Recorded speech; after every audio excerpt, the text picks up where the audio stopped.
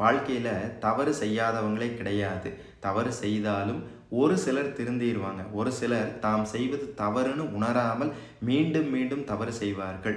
அடுத்தவங்களுக்கு பல துன்பங்களை கொடுப்பது, பல கேடுகட்ட செயல்களை செய்வது, இப்படி என்ன செயல்களை செய்திருந்தாலும் ஒருவர் மனம் திருந்திட்டார் அப்படின்னு சொன்னால் அவருக்கு நரக கதியிலிருந்து விடுதலை தருவதற்கு அருணகிரிநாத சுவாமிகள் அருளிய அருமருந்தான திருப்புகழில் ஒரு பாடல் இருக்குங்க.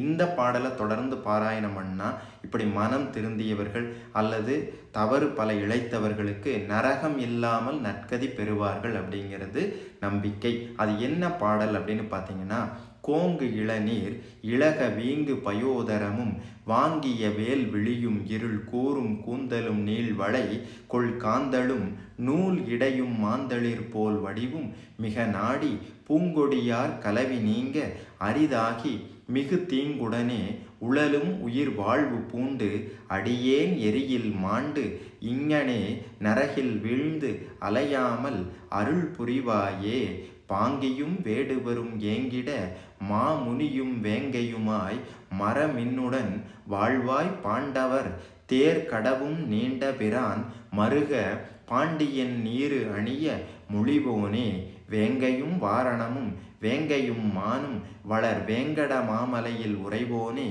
வேண்டிய போது அடியர் வேண்டிய போகும் அது வேண்ட வெறாது உதவும் பெருமாளே.